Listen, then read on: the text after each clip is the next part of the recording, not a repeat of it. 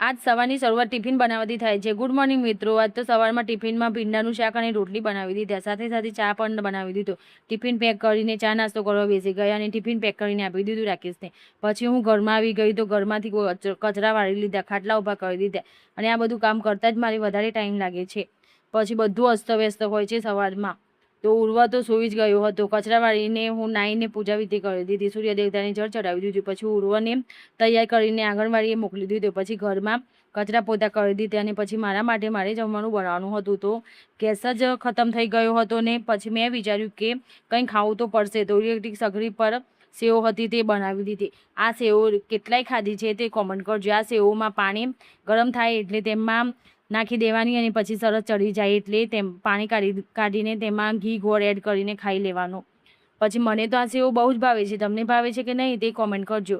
અને હું જેવું જ જમવાનું તૈયાર કરતી હતી ને ઉર્વા આવી ગયું ભણીને, પછી અમે બંને સાથે બેસીને જમી લીધું।